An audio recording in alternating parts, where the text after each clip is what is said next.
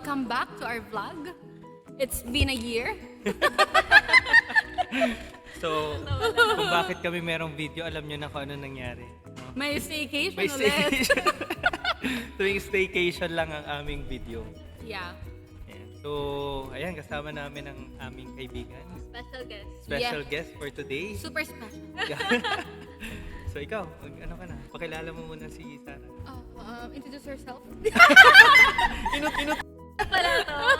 May introduction pala to. Yeah. Akala ko yung, Okay. yung host yung Okay, meet my best friend since college. Ate Sarah. Also known as SJ. SJ na po kami. Okay. So yun, baka pwede tayo magpakilala, Sarah, and then share mo na lang din kung paano kayo nagkakilala ni Wifey. Yes. Kung sure ka ba? Gusto mo tanungin ka? Very surprised na may paganitong event. Pero syempre, Part of hindi activity. naman ako lagi. Basta ang ating belated birthday Birthday girl. girl. Correct. Birthday pa din. So, yun. Hello. Sorry. Commercial Thank break. you. Thank you. Okay, thank you po. Thank you. Okay. Alright. Separate yung okay. Sige po, So, mauna na po ngayon. Later na. Pwede po siyang later po. Separate. Okay, Sige thank you po. Thank you. Brought to you by Brought to you by... Salako. May commercial baka break naman. po kami. Baka naman sa lako. Yeah, so we're from Pico, pero hindi kami din nag-podcast. Yeah. So, mas gusto namin sa Tagaytay. Kaya lang napunta tayo sa Salak. Salam, yeah. Okay. Salako. So, Okay, yun. let's start. Okay, Let's start. start na. Okay, go. Natatawa ko kasi pag naalala ko yung college, parang may time no na magkakilala na kami ni Mario pero hindi kami nag-uusap, hindi kami close, hindi kami friends. Tapos yun nga, hindi ko naisip na magiging friend ko si Mario.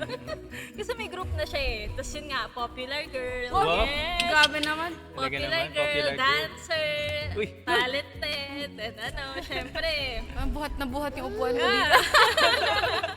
birthday mo eh. Oo, parang sabi ko, hindi ko akalain na magiging friend ko, yes. And then syempre, pretty, sumasali pa ng mga competition. So, nung time na yon, parang na-notice ko lang na may malungkot na babae.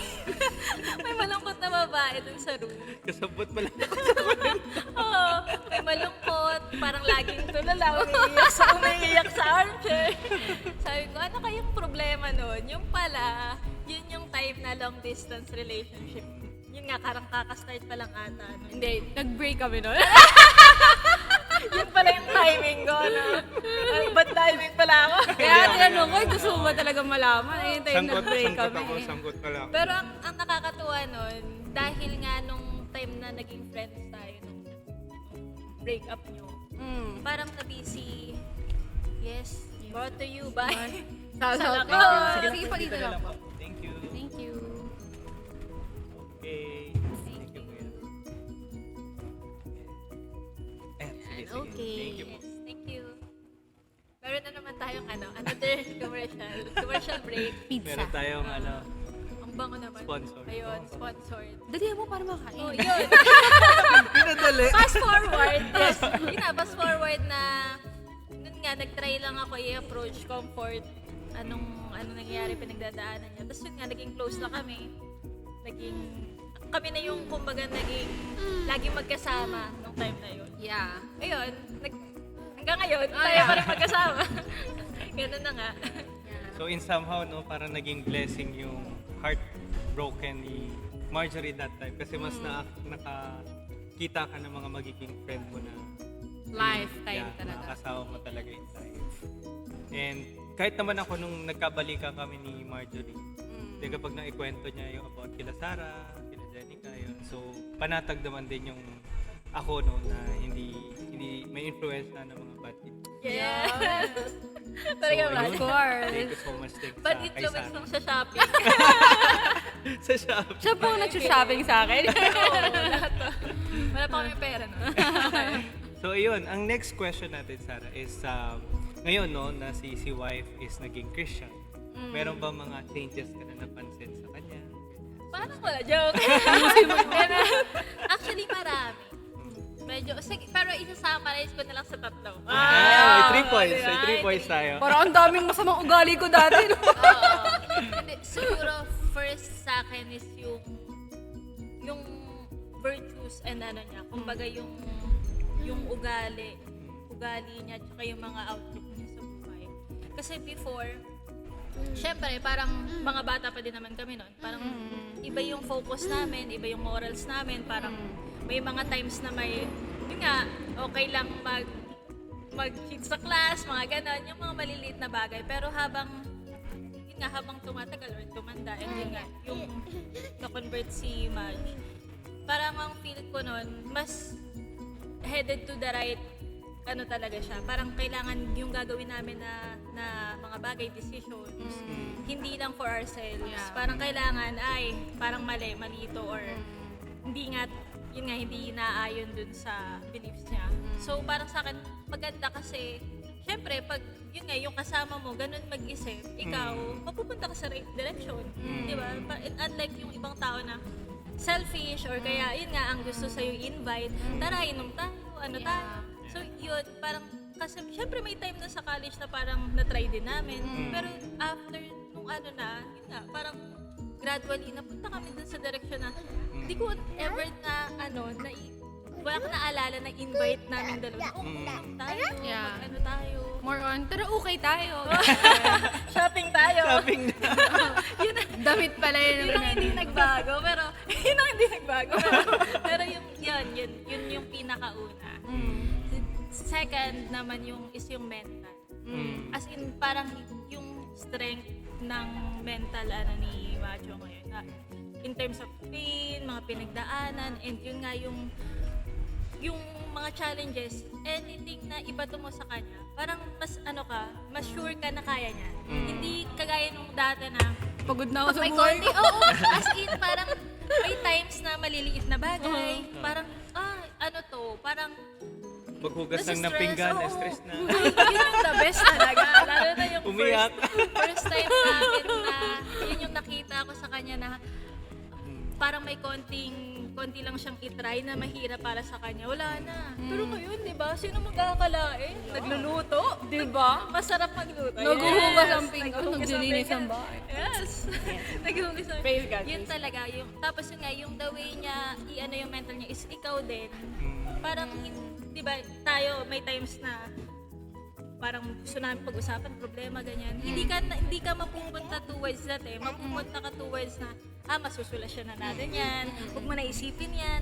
So kung ganun kayo mag-isip pareho, pati diba as husband and wife, na even din sa friends, ganun mag-isip siya sa family, ikaw ang magiging sandalan ng family mo, ng bukod sa inyo, family niya, di ba? So, yun nga, nagulat ako na siya yung strong mo naman. woman. Strong, independent.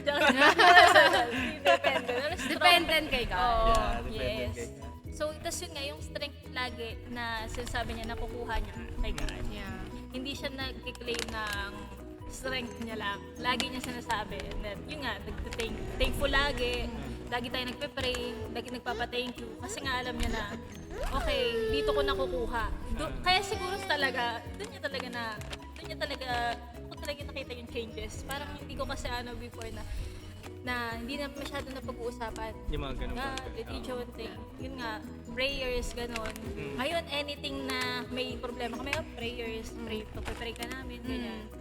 Tapos yun, yung pinakala, syempre, yung purpose. Yung Yeah. purpose ni Diyos sa buhay. Gusto Diba? ko marinig yan.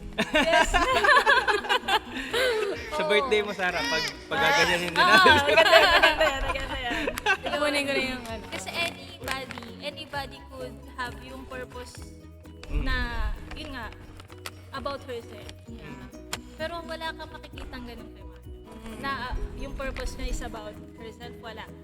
Parang everything's, yun nga, as a friend, about pag nag-uusap kami, pag may kailangan ako, about sa akin, lagi. Kapag sa inyo, di ba, lalo si Sam talaga, yun nga, priorities and yung ni Madge, priorities and yung purpose. Siyempre, Sam number 1 namin. Di ba? Number 1. Tsaka yun nga, parang ang nangyari, ikaw yung sumusupport sa purpose niya. Hindi nangyari na nafe-feel ko na kailangan mag-compromise ni Majo, kailangan mag-work ni Majo, kailangan niya mag-isip ng way. Parang ikaw yung hinayaan mo siyang mabuild yung purpose niya. So, pareho kayo na nagagawa niyo yung purpose niyo kasi ganun kayong ano. Kumbaga ganun kayo ka-supportive. Yes! Sa isang isa. Thank you so much. Pati ako, parang feeling ko naging birthday ko din. Yeah, impromptu po to guys. So, Ayun lang. Ewan ko ba, pero mahaba pa yung listahan. Pero at least yun yung major. papakain kita ng masarap because joke lang. Siyempre, thank you to the sponsor. Halako. Siguro last question kay Sarah, no, na, nga, knowing na meron kang friend na, like merong faith kay Christ, kay God, ano yung parang nagiging impact niya sa'yo? Ako kasi, madalas yun nga, parang inaantay ko kung yun may magyayaya or mag-join or yun nga, kung may mga prayers, etc. Parang hindi ako active talaga. Mas nag-aantay ako ng yaya ng tao, ng ano.